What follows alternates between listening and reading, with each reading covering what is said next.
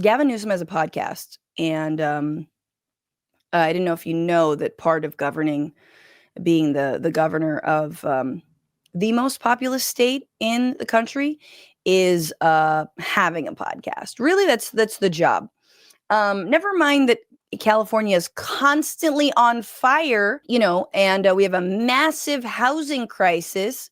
No. You got to do a podcast. And specifically, you got to do a podcast with all of the ghouls you can muster. We broke down last week that Gavin Newsom had Charlie Kirk on his show and proceeded to just coddle the balls. Just just apply all the gold bond, Oh, let me get that for you. Does that feel better, sir? Does that feel dry? Truly gave him full reach around treatment, said his son fawned after him, thought he was great and brilliant. He was like, what is it, man? What do you got? Because Gavin Newsom is one of these spineless centrists that got the memo after Kamala Harris lost that we must move to the center because then the fascists will like us. And after they're finished being in office, which will be never, we get to be next. Okay? You see how that works? And so his second guess, and I was like, who? Because so my initial, I'm not even going to lie, my initial thought when I saw that he had Charlie Kirk on was like, he's going to have somebody from the left on just to like balance it out. It'll be someone he likes. It'll be like, or he ostensibly likes, like, Congresswoman Barbara Lee, it'll be someone who is on the left. Maybe it'll be Sarah McBride. Maybe it'll be a trans person. Who knows? It'll be somebody who like balances it out. No. He had Steve Bannon on his show. That's right. And Yashar Ali published just the beginning of this on his Twitter. And I want to play a little bit of how the Gavin Newsom interview with the man who 2 weeks ago was throwing his heart out a la Elon style, just straight up hiling, okay? Casual hiling is what he was doing.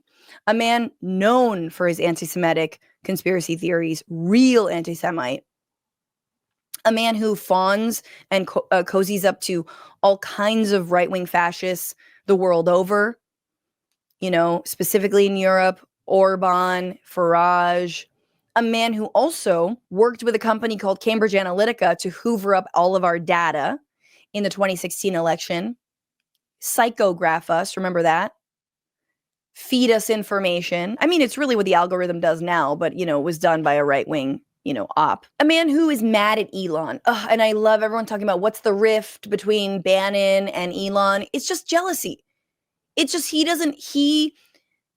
and this is what I think, and that's all I'm going to say on this. Bannon's populism is white nationalism. Okay, y'all? Bannon's economic populism is ethno-nationalism. Bannon's populism is about revoking rights for Black Americans, Brown Americans, women, yes, all good with instating like, a national language in English as a national language, with which Trump just did. All good with mass deportations. All good with deporting Palestinians and anyone who speaks out for Palestine. Like, he's all good with that. He just doesn't like the techies. Which let's be real, the techies are its own special evil. But like, Bannon gets no props for being a little bit different. Okay. No, Bannon's a fascist. Bannon's super an authoritarian. He's super on board with everything. He just doesn't like Elon. So here he is. Here's Gavin. And let's remember, this is not a show that makes Gavin Newsom, governor of California, look good. This is not a show where he's like, I'm going to express my ideas. I can't even do his voice because my voice is already hoarse. It's not a show where he gets to express his ideas. He gets to make his pitch to the American people. No. It's a place clearly at this point where he rolls out a little picnic blanket and, sets up a little tea party and has every neo-Nazi. Next week, he's going to have the dude who wore the Holocaust denial shirt on January 6th. He's going to invite him in. The following week, he's going to have that really skinny, weirdo looking dude, the sort of like, emaciated Munsters guy who was at the Unite the Right rally chanting "Jews will not replace us." He's going to have him in there. That's basically Kanye, isn't it? Kanye's coming. I mean, Kanye and Nick Fuentes are just like, that's given. So this is the kind of stuff that he's talking about. Well, Steve, thanks so much for taking the time to be here. And I want to take this opportunity to sort of, go back a little bit and talk about your history, a little bit about your motivations and where you see this country and, for that matter, the world going. But it's impossible not to note the world that we're living in relationship to everything happening with the markets, everything happening with the with tariffs, everything happening with CR and a potential government. What kind of intro is this? I'm sorry, what kind of, hey man, we're going to talk about like how you see things and like, on the white race being on top of like, what is your view? And I'm so excited to like see your view, but also it's hard to not talk about like the things that are happening in Thingland, like the things happen and like, seniors are going to start not get social security checks and, infants are going to die because they don't have health care and people are going to go bankrupt and women are being criminalized, for seeking abortions and just like the things that are going on. The stock market is completely tanking because of these dumbass tariffs and, Donald Trump bought a Tesla yesterday and like the things in like the world and like stuff and like, or like things are like happening and it's just hard not to, anyway, what do you think about things? How is this your opening? How are you so softball that you're not even like willing to commit to the news? Like you're not even willing to commit to this unprecedented moment that we're in where multiple judges have ruled what Elon and Musk are doing to be unconstitutional and illegal. You just lifted yourself out of this. And watch how Bannon comes in hot. Bannon coming in hot. Because this dude is rolling over like a little bee. And Bannon's like, okay, let's go. Everything happening with the markets, everything happening with the with tariffs, everything happening with CR and a potential government. Don't be giving tariffs stink eye. I don't want to start off with you giving it stink eye already. We'll stress. I'm a tariff guy. I'm a tariff guy. I appreciate that, and we'll see. We'll stress test it. The purpose. We'll stress test it. What are we doing? What are you in some sort of like some startup meeting? Are you blue skying this? We'll stress test the tariffs. Yeah, you know who's going to stress test it? Us, consumers, people, not rich people. Unless, of course, you're invested or you're trying to retire now. We'll stress test it. Okay, don't give me stink eye. Don't worry, I'm not. This is really as a softball. I want to do this is I want to convert you to be a tariff guy also. This is part of the process to unwind you from being a globalist to make you a populist nationalist. It's a long journey. It's a long journey, but I think you'll get there. This is part of the deprogramming, is it? I appreciate it. And by the way, for the record, I'm going down your rabbit hole right here. I'm not an absolutist as it relates to being against tariffs by any stretch of the imagination. Okay. So he just admitted he's trying to convert you. He's trying to brainwash you. He wants you to give up on all of your previously held beliefs, ostensibly, allegedly, things you believed in, because I don't actually believe you believe in anything, Gavin. And your answer is, okay, is this a deprogramming? All right, you silly. Okay. Well, by the way, I'm actually really into being deprogrammed. I mean, I'm not saying because I am a robot. I mean, you just like push a couple buttons on my back and I will totally sing a different song. You know what I'm saying? I'm basically a Woody doll. You just pull string me and I will say whatever you want. You just change up my microchip and I will tell you. I mean, I'm not an absolutist. I mean, look at me doing this right now. I'm having Steve Bannon on. Wow. I thought I, stood against hate or whatever. But you know what? I am a corporate Democrat, so it doesn't matter. It doesn't matter. And you can absolutely deprogram me. Here we go. Here's my asshole and just hand it to me. And I say this with a lot of love, but California liberals abandon Gavin Newsom. I know he's tall. I know his teeth are white. I know he's got nice hair. And I know you're probably not listening to my lefty podcast called The Bitchuation Room. But this is not your guy. Yes, he's better than Trump. Let's remember how low of a bar that is. Newsom and Cuomo are like, this is a real, speaking of stress test, like we're in a real, do you love your ex that much? And Newsom's still in office, but he's acting like a boy ass ex. You know what I'm saying? Like if New Yorkers give Cuomo another chance, the Democratic Party, I will personally drive the stake through its heart. And it is very telling that these are New York and California. Oh, they're so liberal. They're so blue. There's also tons of money. So here he is. He's like, oh, listen, I could be converted. I could be converted. I thought it interesting what I think Biden tripled tariffs on aluminum and steel, which is getting a lot of attention in this country today as it relates to Canada.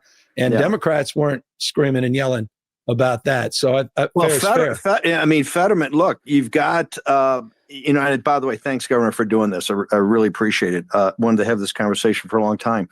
Two of the three best economic populists in the Democratic Party, who I think are kind of on an island. One of the best is Ro Khanna. Ro Khanna. If you haven't seen my interview with Ro Khanna, go check it out. But Ro Khanna just tweeted out the other day, like, if people who are vandalizing Teslas really need to stop. It should be illegal. It is illegal. It is.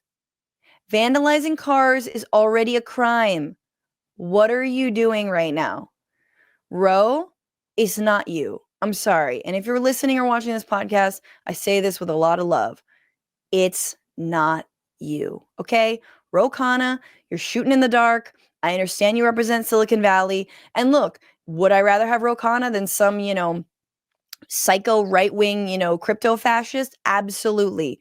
But Ro, you also represent a lot of actual liberals, of actual progressives. And now you got Steve Bannon saying you're an economic populist. Where?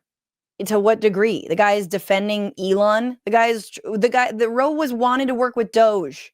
Okay. And I love, by the way, before we continue this, Bannon really loves the phrase economic populist. Where have I heard that phrase before? Where have I heard that phrase before? Who keeps on telling me about economic populists versus the far left? That the far left aren't economic populists, and it's the far left who believe in, I don't know, like whatever, like civil rights, human rights for all people, and like, I don't know, women and shit like that. You know what I'm saying?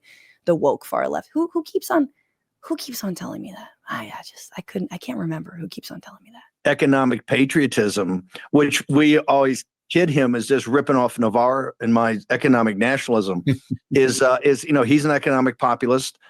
So is Fetterman. Fetterman just announced, we're here today during the CR. Fetterman just announced he would support the CR if it came in as Fetterman's a populist. And then Fetterman is a populist. Fetterman is absolutely not a populist. Fetterman is a sellout. Fetterman gave his entire soul to the Israeli lobby. Fetterman has thrown all of his people under the bus. Everyone, even people who worked on the Fetterman campaign, hate his guts. He doesn't even say he's a progressive. Again, back to this whole like populist. Bannon just likes him. Why? Because he's voting with Democrats. He's voting against Democrats. He's voting with Republicans. That's why he likes him. And he wears a baggy sweatshirt. That doesn't make you a populist. Again, it's the tech guys wearing t-shirts, but a different flavor of it. Hey, normal guys, you know what I'm saying? Like, no, you're not normal. You've got way more money than any of us will ever see in multiple lifetimes. And then I don't even care about, like, he talks about like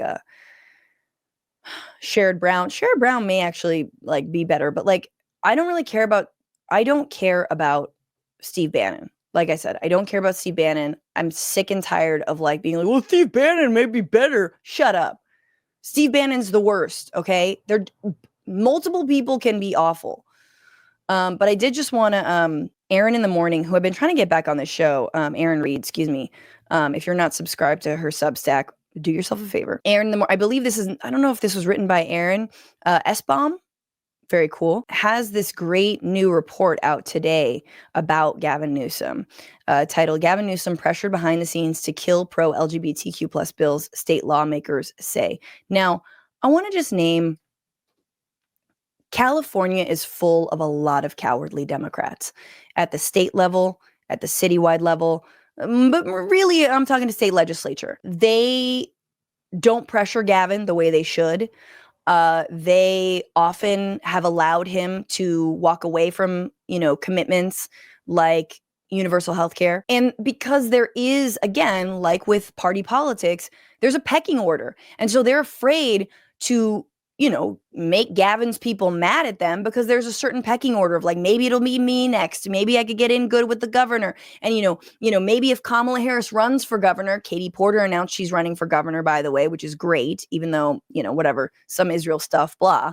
But like, if Kamala Harris also runs for governor, like apparently like that, the analysis is it's going to wipe everything out. Everyone's going to vote for Kamala, blah, blah, blah. But there is a pecking order. And it is interesting that Gavin Newsom is now making a rightward pivot and actually kind of throwing the Kamala Harris campaign subtly or not so subtly under the bus. And I just want to point out, because Chris, this comment is so good. Thank you for the super chat and a really good reason to super chat.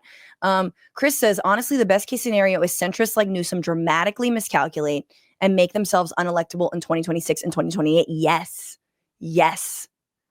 Like, yes. I think where things are going and how quickly they are deteriorating, it makes it, and how poorly Democrats are rising to this occasion really is, I hope, radicalizing a lot of liberals and, sort of regular old D Democrats who, when they see two Dems primarying one another, they're like, I don't know who to vote for, but like, maybe it will actually wake them up to the fact that the current crop of Democrats we have in leadership are not up for the tasks. And certainly being the governor of California is part of that.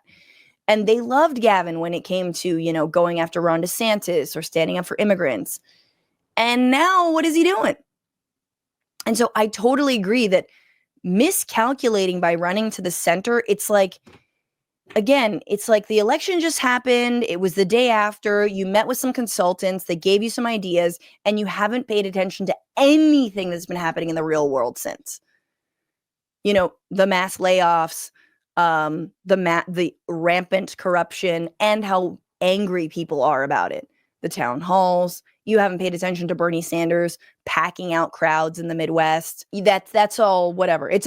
We got to do a podcast. And I say that as someone who has a podcast. After Gavin Newsom conceded that he is completely aligned with anti-LGBT extremist Charlie Kirk on certain anti-trans talking points, Politico uncovered yet another damning allegation against the historically lauded ally that he has allegedly been suppressing pro-LGBT legislation for months now.